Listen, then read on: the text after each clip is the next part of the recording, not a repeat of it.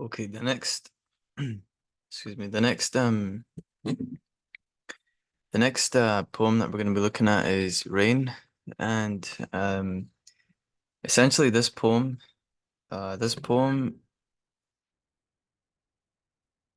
basically is a sort of um it's sort of like the speaker or the poet is doing two things at once. Okay. So on the one hand, the speaker is essentially on the surface talking about how he likes films that feature the rain, basically. Um, and he talks about different, types of films or different scenes in films which feature the rain in different ways.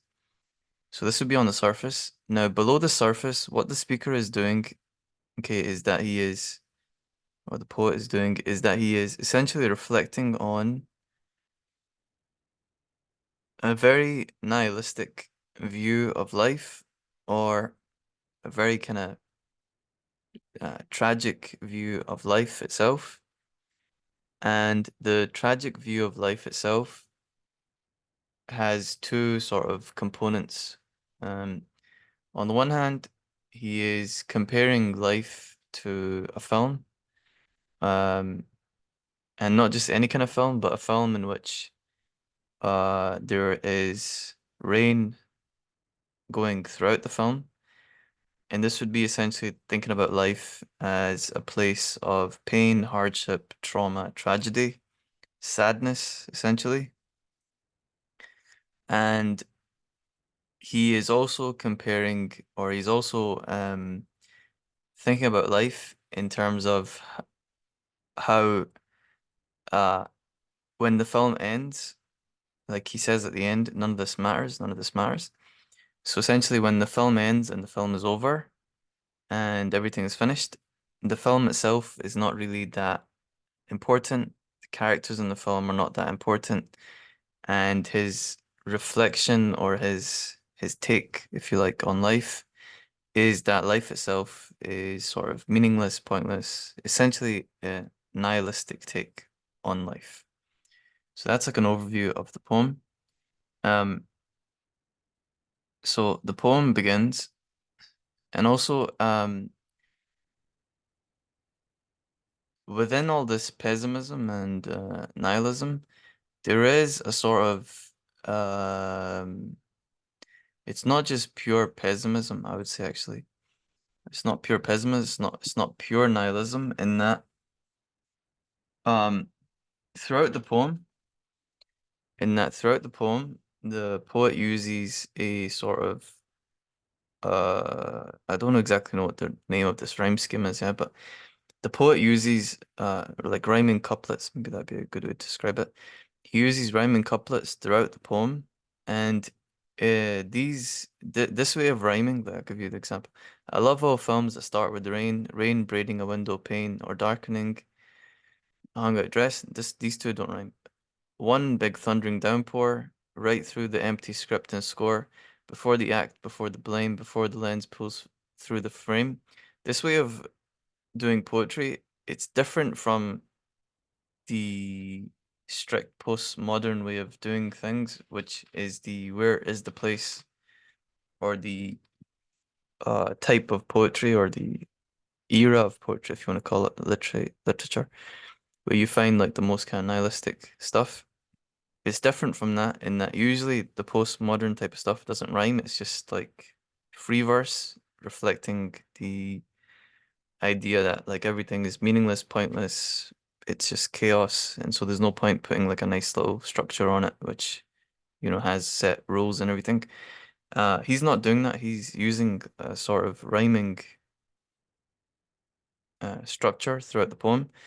And so what he's doing is putting life into the poetry, and he's taking time and he's putting an effort into making it like rhyme in a way which is alive, if you like, huh? It's alive. The If you want to think about why do people like to rhyme, or why do people like to make music that rhymes or rap that rhymes, One of the theories, I don't know where I heard this, but one of the theories or ideas is that the rhyme, the rhythm of poetry, uh, where the rhyme hits, it reflects like natural things which reflect life. Like for example, your heartbeat. Your heartbeat has a da da da da da da da da da da. So like for example, there's different dances or different music, like the waltz or different other kind of music, which reflect like the heartbeat. Um, will be on that kind of timing, or other kind of things which are alive. It has a sense of life to it. Anyway, my point is, anyway, and also he's saying that he loves this kind of. He's talking about the rain and everything, and he's saying that he loves it. So it's not really, it's not actually fully nihilistic, or it's not really like properly nihilistic, which is proper nihilism is that nothing has, everything is meaningless, everything is pointless, everything is uh hopeless, bad, um, darkness on darkness. That's like proper nihilism.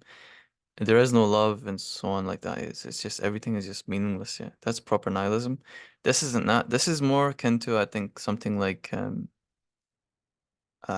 like more like existentialism. I think something like that. And more like an existential take. It reminds me of Voltaire's a quote from Voltaire. Life is a shipwreck, but we must remember to sing on the lifeboats. I think that's the quote. Uh, or life is a tragedy. I think it's a shipwreck, and we must remember to sing on the lifeboats. One of them. Anyway, it's much more like that in that by taking this structure and by talking about how much he loves the tragedy, the rain and everything, and he's appreciating the different parts of it and the different he's assigning meaning to these things by appreciating them. He's essentially taking the view that though life may have a lot of tragedy in it, though life itself may be ultimately tragic and ultimately meaningless, we should still do our best to enjoy and appreciate life for what it is while we are here. He started taking the YOLO, um, not necessarily hedonistic, but sort of Epicurean, although Epicurus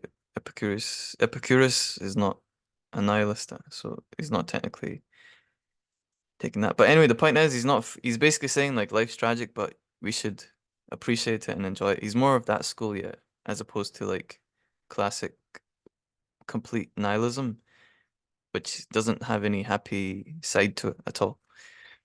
Okay, so he begins, I love all films that start with rain, and rain has always been associated with tragedy and sadness.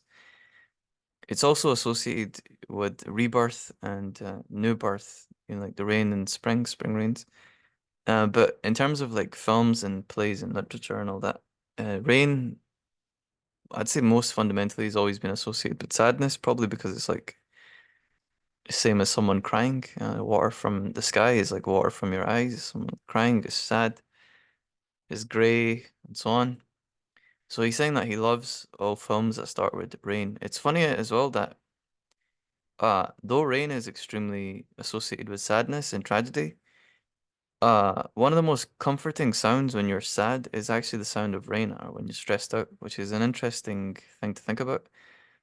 Um, Maybe it's because rain is like nature's sad music. Obviously, nature doesn't feel sadness, but the way we interpret sadness, maybe we could say that rain is comforting because we human beings gain a sense of comfort from feeling like someone else relates to us or feeling like we're not alone in our pain. Um, and so when the rain is falling, it's comforting even more than sunshine in some ways when we're going through real tragedy because it's almost like the world is itself sharing in our pain and sharing in our tragedy, basically. So we feel like nature herself is crying along with us. And so it feels much more like things are going to be okay or that we're not alone and that we can look that nature herself is sort of crying along with us, like a family member or something like that, yeah. Which is essentially, I think it's much more comforting when it's raining and you're sad because when it's sunny outside, when the weather is good, then it's almost like you feel like you're the odd one out. Like you feel like you're strange. You feel like you feel like the world is happy and the world is celebrating, but you are sad, and so there's a contradiction between you and the world around you. Whereas when you're sad and when it's raining, then there is like a natural alignment between you and the world around you, which is why it's much more comforting. You feel like you're flowing with the universe, or the universe is flowing with you, the world is flowing with you, and so you feel like you're in the arms of your mother, i.e., nature, Gaia, and she is crying along with you, comforting you. She's sad because you're sad, which makes you feel, in a sense, loved, which makes you feel a little less sad. I think that's why we find comfort in the rain. Um, so he says, I love why we find comfort in watching or listening to music, which is sad when we feel sad, and so on. I love all films that start with rain, rain braiding a window pane, or darkening a hung-out dress, or streaming down her upturned face, like that. One big thundering downpour, right through the empty script and score, before the act, before the blame, before the lens pulls through the frame. So essentially setting the tone again of sadness, but comforting sadness. I think that's a good way of describing the tone of this poem. It's comforting sadness, not pure sadness, not pure tragedy, but comforting tragedy, comforting sadness, like how people watch certain films or listen to certain music when they feel sad, when they feel like they're going through hardship and pain, because the sadness of the characters in that film comforts them. For me, one film that's like this that I find is like this is the film Constantine. I think that's a really good film. Constantine. It's got I forget his name. What's that brother? John Wick. Yeah, I forgot his and Neo from the Matrix. Yeah, I forget his name. Keanu Reeves, top actor. Constantine, I think, is like this. Features scenes in the rain, a lot of the rain scenes, and I find the film very relatable. I find the film very helpful when I don't feel good and when I feel sad or going through uh hardship, difficulty, pain, having a hard time. I find the film to be quite comforting because the character himself is extremely relatable. Yeah, it's like a guy trying to do his best, dealing with the realities of life while trying to be a good person. And so on. It's very relatable. Yeah, it's a good film. So anyway, he sets the tone. He sets that kind of tone, comforting sadness that he finds in films with the rain. Um, okay. To where the woman sits alone beside a silent telephone, or the dress lies ruined on the grass, or the girl walks off the overpass, commits suicide. So basically, that might not be actually committing, self-harm, but it sounds like it. The woman sits alone beside the silent telephone. Again, a sort of tragic, or sad kind of scene. She's waiting for someone to call her, maybe she's waiting for, the man that she likes or whatever. She's waiting for someone to phone her, but the phone is silent.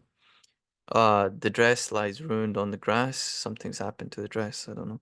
And the girl walks off the overpass. So again, it seems to me like that's kind of suicide type talk. So tragedy, yeah, tragedy, tragedy. And all the things flow out from that source along their fatal water course. So there's a sort of double meaning in this. All things flow out from source. This is a play, to me, this sounds like a play on the idea uh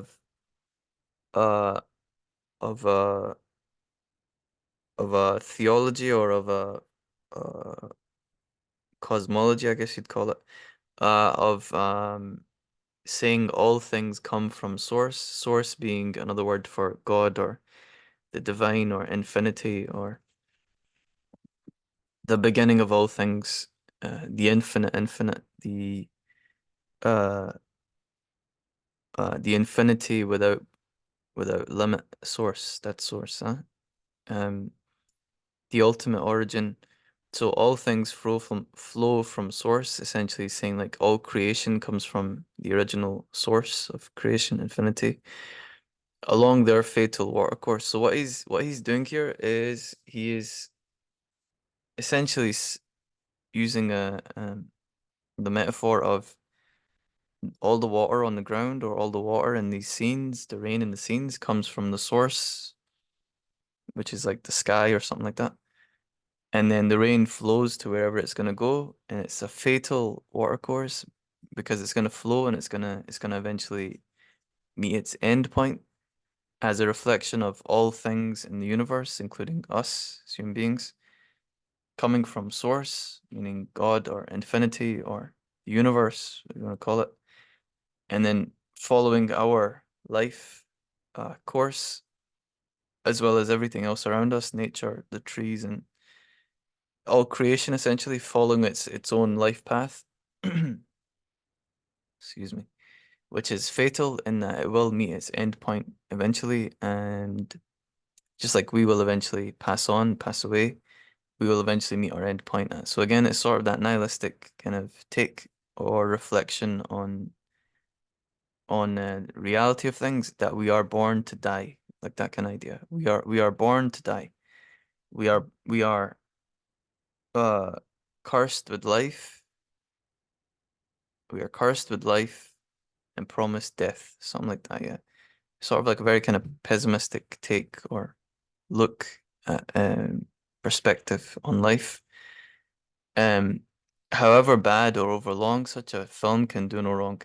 But then he twists this perspective again, he flips it, and he's again taking that sort of Voltairean, I guess you could call it, take, existential take, which is that despite this being cursed to die eventually, knowing that we're gonna die and not being able to do anything about it, and everything around us will die, and we can't stop it from happening.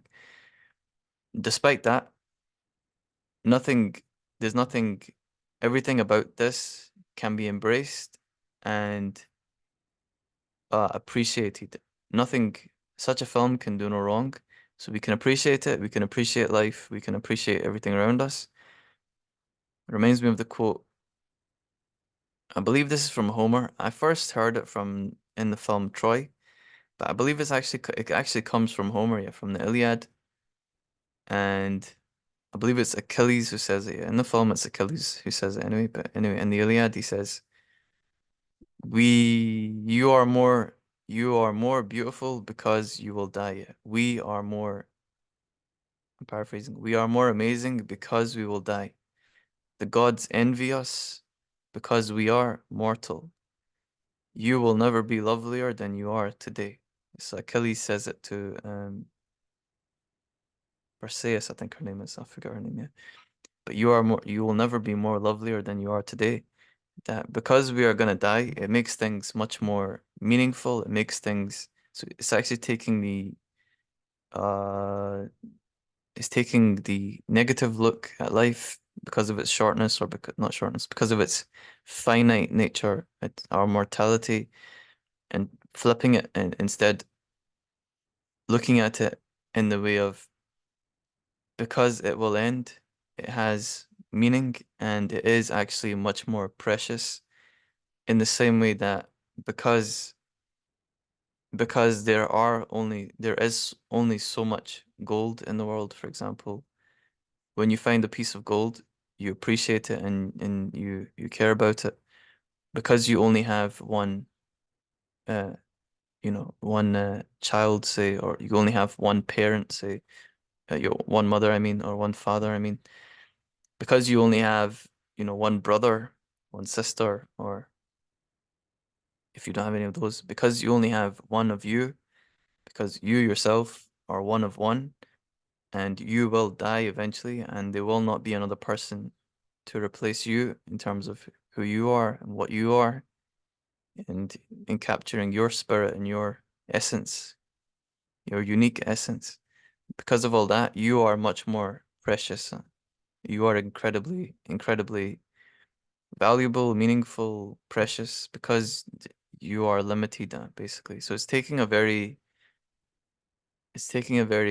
uh tragic reality, stark reality, and then looking at it in a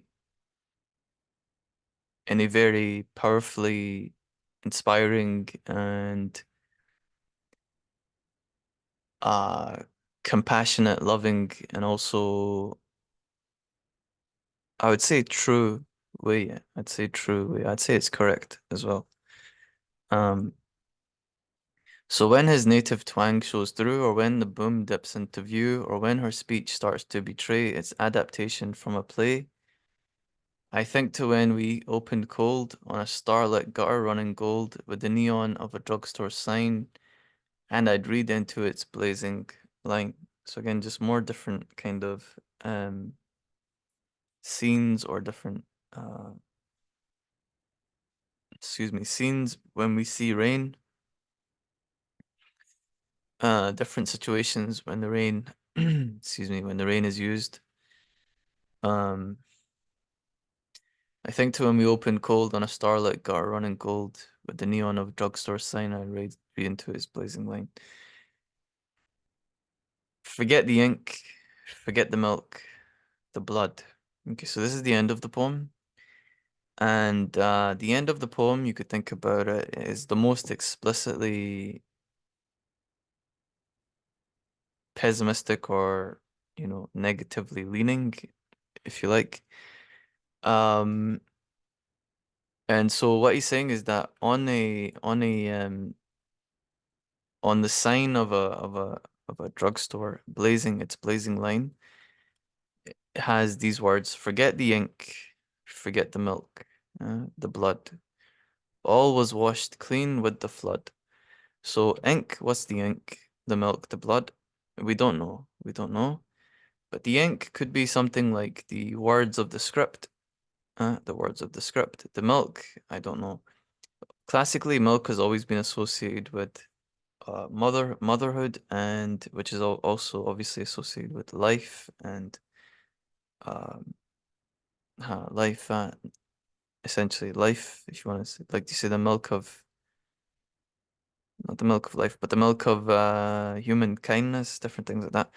But essentially, it's always been associated with life. Blood also is life, but blood is usually associated with death and tragedy, hardship, war, conflict.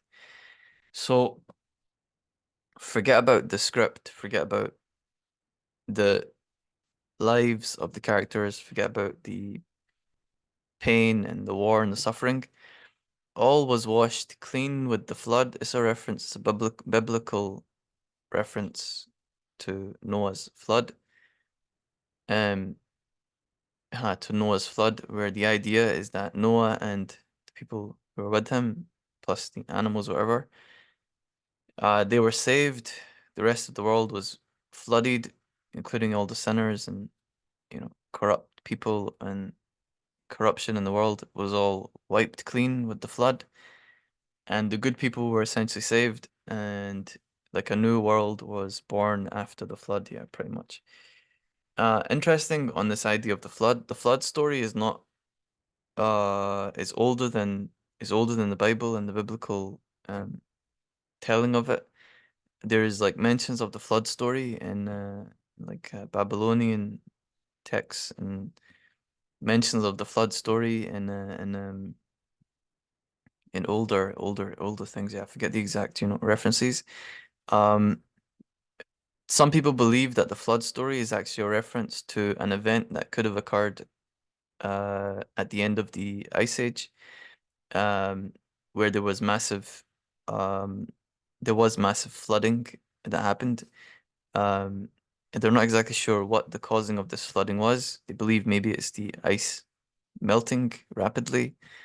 We don't know, but in any case, okay, in this case, the point is he's referencing the biblical story, and he uses now a play on words. We rose up from the falling waters, meaning uh, after the flood,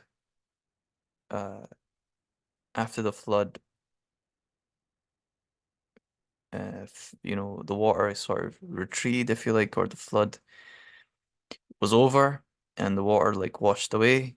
We rose up, so the people came out of the boat of the ark. We rose up from the falling waters, the fallen rain. Now he uses a play on words. Falling and fallen are very close.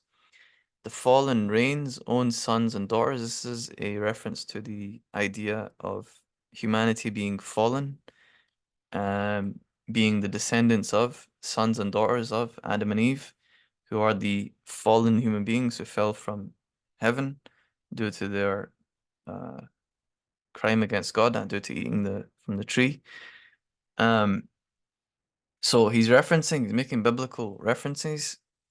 Um, and both of these references are references to uh ancient ancient history or human history, if you want to think about it that way. Adam and Eve would be the beginning of time for human beings.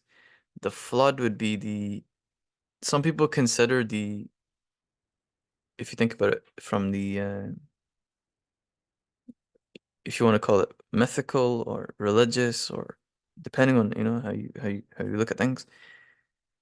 Um, some people consider Adam and Eve to be the first time, the beginning, okay, when humanity first got to the earth.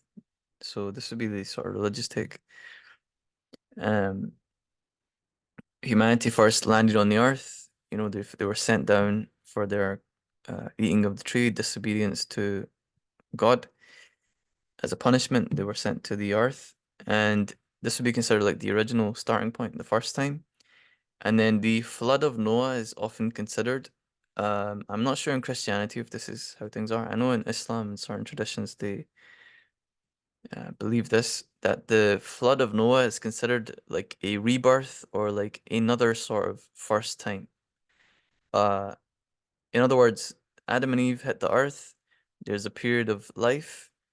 People mess things up, and then God floods the earth, and it's a sort of like another it's like another kind of humanity like restarting again, yeah, if you think about it like that. In any case, it's like covering the history of humanity, yeah, if you think about it like that, yeah. History of humanity. And he follows this up that the entire history of humanity, he follows this up by saying, and none of this matters, which is the most pessimistic, most nihilistic line in the entire poem. None of this matters. So again, he sort of ends the poem on a very depressing and nihilistic note, saying that the entire history of human beings and life itself is essentially pointless and doesn't matter. But again, it's interwoven with a slight hopefulness or something like that. But he's saying that mentioning the fallen idea, things being washed clean with the flood, that the idea of being fallen and all of that, none of that matters. So he's saying essentially that the idea of original sin and all those kind of things, they don't actually matter themselves. And so again, this would sort of connect more to the existential kind of take that so therefore we should do our best to enjoy life and make the most of it, appreciate each other, appreciate ourselves, recognize our incredible value, and so on. Although he ends it on none of this matters, which is sort of him finishing the poem on if you imagine throughout the poem he's hovering between two positions. One is that life is meaningful, human beings are valuable and so on, we can enjoy things. But life is extremely tragic and seemingly meaningless, pointless in ultimate sense. He hovers between these two positions, and then at the end of the poem, he takes the nihilistic position that life is pointless and all that, um, as opposed to the more, optimistic one, or the more positive one, if you want to say that. So, so that's the poem. The poem ends on a very depressing kind of note. What I would say is, I think ultimately, um, I actually think that the truth, if you want to think about it, the truth or the reality, the better perspective to take is to follow the existential perspective which he laid out. with the idea being that yes, we will die, no doubt. We will pass away eventually, and we can't stop that. And things around us will also pass away and die. The world itself will eventually die, but all that does is it just makes life more precious, meaningful, not meaningless, and it gives each of us much more value and much more preciousness. So we should appreciate ourselves, we should appreciate each other, we should live with love and virtue and all that, uh, because we only have a certain amount of time, and therefore to to harm each other, to live unethically, um, is not a good idea because it's not as if we have forever that we can just, live in a damaging way and then, change things. We don't know when our time will be. And so we should do our best to live good lives and be rich in terms of our souls and spirits and the love that we live with and how we treat each other and the richness in terms of our contentment and our enjoyment of the real things in life, yeah, not like the ephemeral things which change day to day. I think this is a good take. I think that's the good perspective, and it's a motivating and inspiring perspective, and it's one which I think aligns with reality. I would also add in something to this, which I would say is that something which is even more hopeful, which is that we don't know what happens after we die. Okay, no one knows. Ultimately, no one knows. So the people who say nothing happens, they're incorrect. Okay, people say nothing happens, they're incorrect because they can't make that claim fully. Also, the people who say you're gonna go to hell, I'd say thankfully they're also incorrect because obviously they can't make that claim yet. No one's been to hell and came back yet. So ultimately, we don't know yet what happens. We don't know.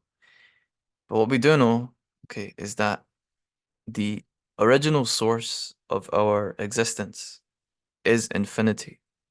And it doesn't matter if you take the, you know, uh, theological perspective, if you believe in God, or if you don't believe in God, it doesn't matter. So either the universe is itself infinite, or God created the universe and God is infinite. In any case, we have infinity at our origin, which means that we ourselves are in some sense children of infinity, which means that we ourselves are in some sense also, touched by infinity, or we are in some ways infinite, in some ways. At least in terms of our value, for sure, we have infinite value. But but what this encourages me to think, encourages, if you think about it, the optimistic view is that maybe death is not the end, and maybe our spirits or our energy or whatever it is that we're made up of, maybe that will live on in some kind of future, some type of further existence here. And what we do know for sure is the better of a person you are, and the more good that you do, the more you express your innate, unique talents, gifts, your innate, if you want to call it divinity, the God inside you, if you want to frame it that way, meaning the special thing about you, like that special human, special spark of infinity inside you that everyone has. The more you express that and the more you share that with the world, the more you stay alive beyond, your earthly existence, your physical existence. We know that to be true, yeah, for sure. And again, I've talked about this before, but just think about all the great writers in history. Think about all the great artists, musicians. Think about all the great, and even not just the great yet, but the ordinary people who contributed something. It could be something which is quote unquote small, but if they contributed it in some way, they are, even if they just had children, yeah, I'll make it even more simple.